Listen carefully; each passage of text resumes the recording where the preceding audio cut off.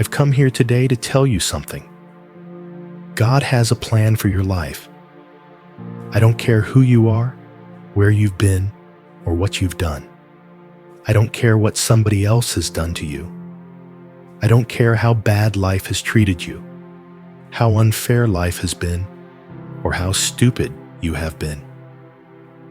For I know the plans I have for you, plans to prosper you and not to harm you, plans to give you hope and the future. For days I would pull that out every morning. I'd read that scripture. Sometimes I would go out for a walk and I would just quote that scripture over and over to myself. And it took me a while of quoting that scripture to actually believe that scripture could apply to me. I thought it applied to a bunch of other people, but not to me. A hope, a future. I'm damaged. I'm rejected. Some of you just need to know today that God is the God who restores what is broken. We throw away things that are broken. We discard things that have deteriorated because we determined that they no longer have value. God loves broken things and broken people because God will take broken things and broken people and mend those things and make them whole and reclaim them for His glory, that those things and those people might live according to His grand purposes for their lives. But the fact is, God can only use broken things. God can only use broken hearts, hearts that are humble before Him. There was a revivalist, an author by the name of Dr. Vance Havner, who once said, God uses broken things.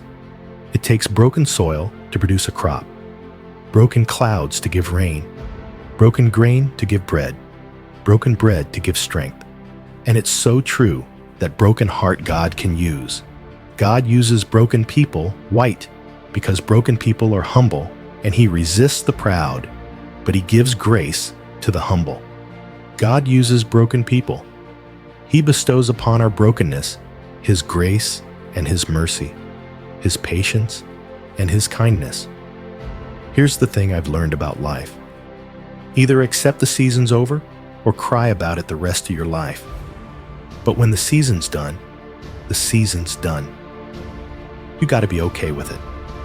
You've got to know that God has a bigger plan. God knows what He's doing, even what doesn't make sense to us. Don't dwell on the past. See, I'm doing a new thing. He goes on to say, it's just begun. I've already done. I'm already started. I'm already in the middle of a new thing. God's saying, I'm already there. You might as well join me. But you're still over here crying over what? What's lost? You know what I've learned to do in my life, by the way? Don't focus on who left. Focus on who stayed. Don't focus on what's lost. Focus on what's left. We got to learn to do that. Revelation 21 says this, He will wipe away every tear from their eyes. There will be no more death or mourning or crying or pain, for the old order of things has passed away. He who was seated on the throne said, I am making everything new.